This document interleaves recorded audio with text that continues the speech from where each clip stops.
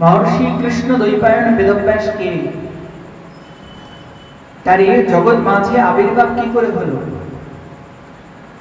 तत्त्वेर विचार देखुन।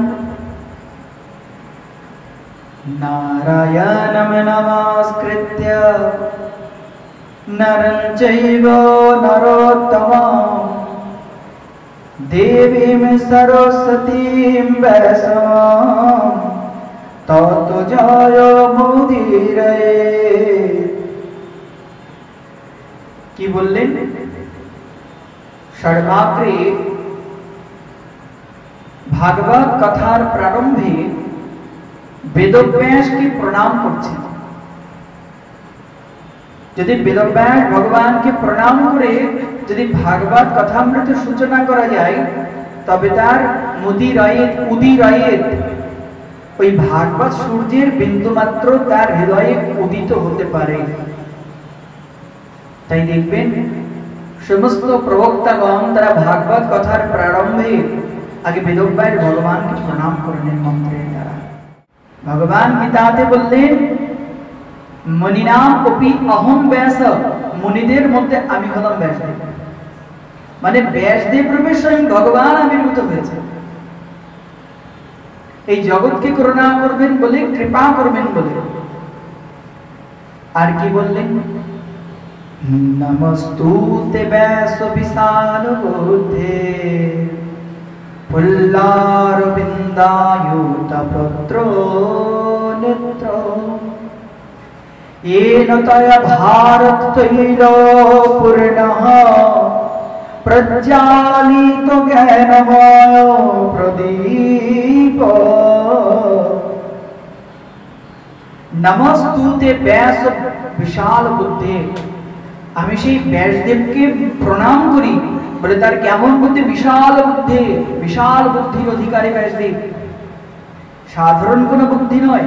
আরে বিশাল বুদ্ধির যদি অধিকারী নাই বা হবেন তবে কি করে মহাভারত রচনা করেন, প্রেমমণ্ডিত পুরাণ ভাগবত মহাপুরাণ রচনা করেন, অন্যান্য 17 পুরাণ রচনা করেন, কি করে সম্ভব?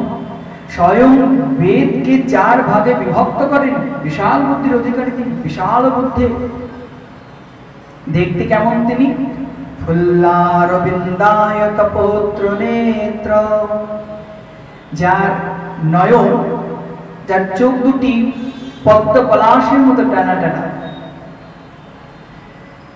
আর কি করেছেন তিনি येन भारत तैलपूर्ण যিনি महाभारत रूपी ज्ञानमय प्रदीप प्रज्वलित করেছেন সেই বেদব্যাস ভগবানকে আমি প্রণাম করি। শাস্ত্রে আরো বললেন বেদব্যাসজি সম্পর্কে অচতুর্থ বদন ব্রহ্মা। আচ্ছা ব্রহ্মার কটি মুখ? 4টি মুখ, কিন্তু বেদব্যাস সম্পর্কে শাস্ত্র বলছেন অচতুর্থ বদন ব্রহ্মা।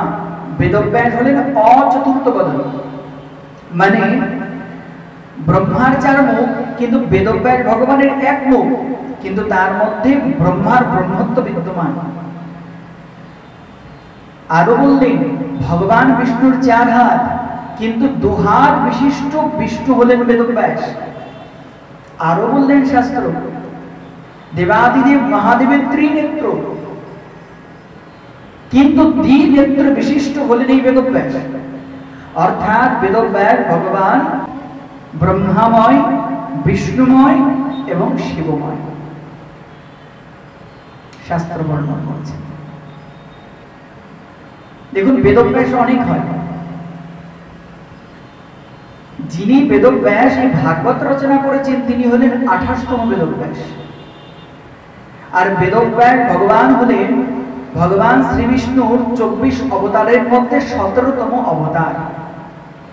তিনি হলেন ভগবান সত্তাবেশতা। স্বয়ং ভগবান এই জগৎ মাঝায় ভাগবতকে প্রকটিত করবেন বলে স্বয়ং বেদব্যাস রূপে আবির্ভূত হয়েছে। জগৎকে ভক্তি জ্ঞান বিরাগকে বৈরাগ্যকে জানাবেন বলে এই প্রকার ভগবানই যেন আবির্ভূত হয়েছে। ভক্তি জ্ঞান বিরাগানম তাই তত্ত্বের বিচার তো আমরা শ্রবণ করলাম, তত্ত্বের বিচারে তিনি এহানও তিনি গুরুত্বপূর্ণ। আচ্ছা, তার আবির্ভাবটা হলো কোন প্রকারে? মহর্ষি কৃষ্ণ দ্বৈপায়ন বেদব্যাসের মায়ের নাম সত্যবতী বা মৎস্যগন্ধা এবং পিতার নাম পরাশর ঋষি। একদিন পরাশর ঋষি তিনি তীর্থ ভ্রমণ করতে করতে শ্রীধাম বৃন্দাবনে যমুনার বলে আসেন। এসে তিনি উপলব্ধি করতে পারলেন এখন এহানো মহেন্দ্র সময়, এত অপূর্ব পবিত্র সময় চলছে, এই সময় যদি কোন সন্তান ভূমিষ্ঠ হয় তো এই জগতে সে মহা কল্যাণ করবে। শুধু তাই নয়, এই জগতের এমন কল্যাণ করবে সে যে এ জগতের সমস্ত জীবকে উদ্ধার করবার পথ দেখাবে সে। আরে স্বয়ং ভগবানে আবির্ভূত হয়ে যাবেন যদি এই সময় গর্ভাধান করা যায়। কিন্তু এই জগৎ সংসারের নিয়ম, স্ত্রী পুরুষের মাধ্যমেই সন্তান জন্ম হয়। পরাশর ঋষি কাম ভাবনা নয়, এই জগৎ কল্যাণের কথা চিন্তা করে তিনি ভাবছেন কোন প্রকারে এই সময় কোন সন্তানকে জন্ম দেওয়া যায়। তিনি যমুনার কুল ঘেঁষে যেতে যেতে হঠাৎ দেখলেন যমুনার তীরে অপূর্ব সুন্দরী একটি রমণী বসে আছেন নৌকাতে, যার নাম সত্যবতী বা মৎস্যগন্ধা। আচ্ছা, তার নাম মৎস্যগন্ধা বা সত্যবতী কেন হলো? শাস্ত্রে এরও প্রমাণ দিয়েছেন। শাস্ত্র বলছেন এই যে মৎস্যগন্ধা অপরিচয় বসু নামে এক রাজা ছিলেন। যে রাজা বিবাহের পর একদিন পিতৃতৃপ্তির জন্য বনে যাচ্ছেন, এমন সময় তার স্ত্রী তাকে জানালেন যে আমি সন্তান লাভ করতে চাই। রাজা জানালেন আমি বন থেকে ফিরে আসি, তখন তোমার ইচ্ছা পূরণ করব। রাজা তো বনের পথে গমন করেছেন। যেতে যেতে দৈবক্রমে হঠাৎ তার বীর্য স্খলন হয়ে গেল। আর তখন সেই বীর্যকে একটি গাছের পত্রের উপর ধারণ করেন এবং একটি বাজ পাখিকে সেই পত্রটি দেন। বলেন যে এই বীর্যটি আমার স্ত্রীকে প্রদান করো, যার দ্বারা আমার স্ত্রী সন্তান লাভ করতে পারবে। সেই বাজ মুখে করে সেই বীর্যকে নিয়ে চলে যাচ্ছে আকাশপথে। এমন সময় অপর কোনো এক বাজ এসে তাকে ঠোকর মারে, তার ফলে তার মুখ থেকে সেই বস্তুটি পড়ে যায়। কোথায় পড়ে? যমুনার জলের মধ্যে। আর যমুনার জলের মধ্যে এক বিশাল আকৃতির মাছ সেই বীর্যকে পান করে নেয়, খেয়ে ফেলে। যার ফলে যে সন্তান হবার কথা ছিল রানীর, সেই সন্তান লাভ হলো সেই মাছের গর্ভে। একদিন এক জেলে যমুনায় জাল ফেলে সে বিশাল আকৃতির মাছটিকে ধরে। জেলে তো খুব আনন্দ যে আমি বড় মাছ পেয়েছি, কিন্তু বাড়িতে গিয়ে যখন পেটটা কাটা হলো, দেখা গেল সেই মাছের গর্ভে দুটি মানব সন্তান জন্ম নিয়েছে, একটি পুরুষ একটি নারী। চতুর্দিকে ছড়িয়ে পড়লো, দেখো মাছের গর্ভে মানব শিশু। শুনতে শুনতে একসময় রাজার কানে পৌঁছে গেল। রাজা বুঝতে পারলেন এ তারই সন্তান। তাই রাজা এসে উপনীত হলেন সেই ধীবরের বাড়িতে। তখন তার যে শিশু পুত্রটি তাকে নিলেন, কিন্তু কন্যাটাকে ফেলে রাখলেন, নিলেন না। কেন নিলেন না? কারণ এই কন্যার শরীর থেকে মাছের গন্ধ ছিল, মৎস্য গন্ধ ছিল। মনে মনে ভাবলেন আমার এত সুন্দর অট্টালিকা, সুগন্ধময় অট্টালিকাকে দুর্গন্ধময় করবে, একে নিয়ে লাভ নেই। ফেলে রেখে চলে গেলেন, পুত্রকে নিয়ে চলে গেলেন। কিন্তু এই যে মৎস্যগন্ধা, যেহেতু তার অঙ্গে মৎস্যের গন্ধ, তাই নাম হয়েছে মৎস্যগন্ধা। এনার আরেকটি নাম আছে, যে নামটি স্বয়ং দেবতারা দেন। যখন এর জন্ম হয় তখন দেবতারা আকাশবাণী করে জানিয়েছিল, এই যে কন্যা জন্ম নিয়েছে এই জগতের মহান বড় কল্যাণ করবে, আর এই কন্যা জীবনে কখনো মিথ্যা কথা বলবে না, তাই এর নাম কি হবে? সত্যবতী। তাই সত্যবতী আর মৎস্যগন্ধা দুটি নাম। পরাশর ঋষি দৃষ্টি পড়ল এই সেই সত্যবতীর ওপর, তার কাছে প্রার্থনা জানালেন, হে দেবী, আমি হৃদয়ের কোনো কাম বাসনা নিয়ে বলছি না, কিন্তু ইহান যে দিব্য ক্ষণ এখন তৈরি হয়েছে, এই ক্ষণে যদি কোনো সন্তান জন্ম নেয় তো এই জগতের পরম পরম আচার্য গুরু হবে, সে এই জগৎকে পরম কল্যাণ প্রদান করবে। তুমি যদি আমাকে সহযোগিতা করো তো আমি জগৎকে এই মহান সম্পদকে দান করতে পারি। তখন সত্যবতী বললেন, আমি কি পাবো? আমারও তিনটি শর্ত আছে। কি শর্ত?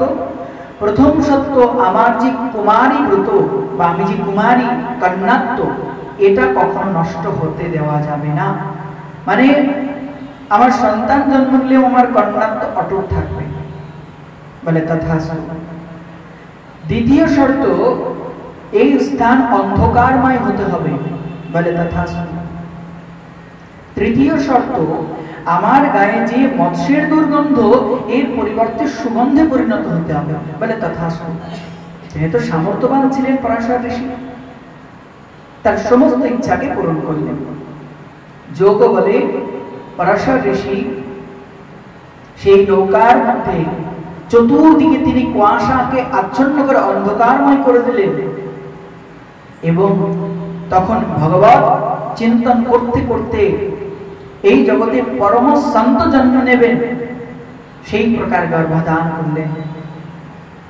ভক্তগণ, আষাঢ় মাসের শুক্ল পক্ষের পূর্ণিমা তিথিতে পরাশর ঋষি গর্ভধান করেন, এবং ওই দিনই বেদব্যাস ভগবানের আবির্ভাব হয়। বলো বেদব্যাস ভগবান কি। তার জন্ম এ জগতের সাধারণ কোন মানব শিশুর মতো জন্ম নয়। গর্ভাধান, তারপরে জন্ম, সঙ্গে সঙ্গে বড় হয়ে গেলেন, সঙ্গে সঙ্গে বড় হয়ে গেলেন তিনি। পরাশর ঋষি তিনি তো ভগবত চিন্তন করতে করতে চলে গেলেন, মাতা মৎস্যগন্ধাকে প্রণাম জানালেন। নাম কি হলো? বেদব্যাস। সমগ্র কি নাম? মহর্ষি কৃষ্ণ দ্বৈপায়ন বেদব্যাস। মহর্ষি কেন? তিনি ঋষিদের মধ্যে মহান ছিলেন, তাই মহর্ষি। কৃষ্ণ দ্বৈপায়ন কেন? তার গাত্রবর্ণ কৃষ্ণ কালো ছিল, তাই কৃষ্ণ। কৃষ্ণ দ্বৈপায়ন, যমুনার একটি দ্বীপে তার জন্ম, তাই কৃষ্ণ দ্বৈপায়ন। বেদব্যাস, যিনি পরবর্তীতে বেদকে চার ভাগে, ঋক, সাম, যজু, অথর্ব, চার ভাগে বিন্যাস করেছিলেন, তাই তার নাম হয়েছিল বেদব্যাস। এই সেই মহর্ষি কৃষ্ণ দ্বৈপায়ন বেদব্যাস মাতাকে প্রণাম করলেন এবং মাকে বললেন, মা, আপনি মহান কল্যাণপ্রদ আমার এই জন্ম দিয়েছেন, যার কারণে আমি ভূমিষ্ঠ হয়ে জগৎ কল্যাণ করতে পারবো। আমি আপনাকে প্রতিশ্রুতি দিয়ে গেলাম, আপনার জীবনে কখনো যদি প্রয়োজন হয় আমাকে ডাকা মাত্রই, স্মরণ করা মাত্রই আমি সে স্থানে উপনীত হব। এই ঘটনা আপনারা মহাভারত আস্বাদন করে থাকবেন, যে যেখানে স্বয়ং সত্যবতীর আহ্বানে বেদব্যাস ভগবান আবির্ভূত হয়েছিলেন। তাই ভক্তগণ, সেই আষাঢ় মাসের শুক্ল পক্ষের পূর্ণিমা তিথিতে বেদব্যাস ভগবান এই জগতে আবির্ভূত হয়েছিলেন। সেই বিশেষ তিথিকে বলা হয় গুরু পূর্ণিমা। বেদব্যাস ভগবান হলেন অখিল জগতের গুরু, যার কারণে এই তিথিটির নাম গুরু পূর্ণিমা। আবার তার নাম অনুসারে এই পূর্ণিমাকে আবার ব্যাস পূর্ণিমাও বলা হয়।